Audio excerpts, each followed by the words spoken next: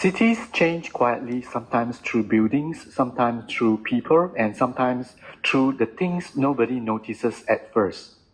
And this is Roving Robin. 2 weeks after opening, SKS Mall is still drawing crowds. Perhaps the more important question only begins after the excitement fades.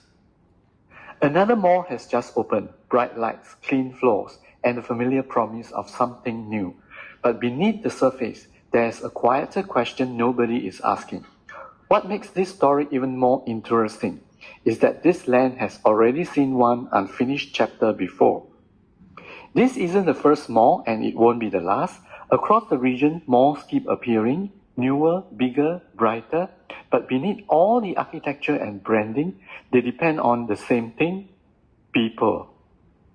On opening week, the answer seems obvious. The crowds are here, the queues are real, but look a little closer.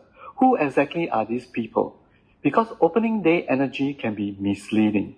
Come back on a weekday, and the rhythm feels very different.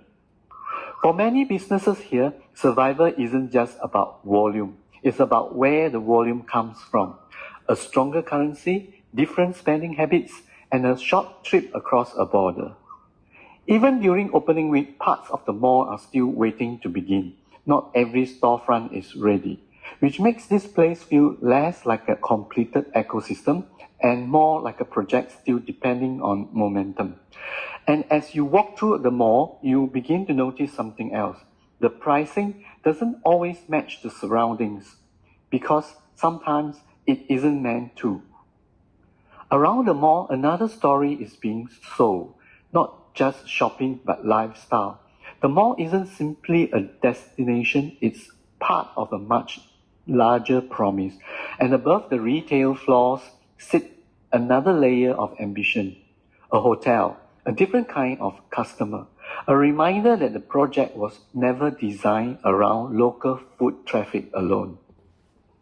But promises depend on consistency, and consistency is fragile, because when the flow changes, even slightly, everything else begins to shift.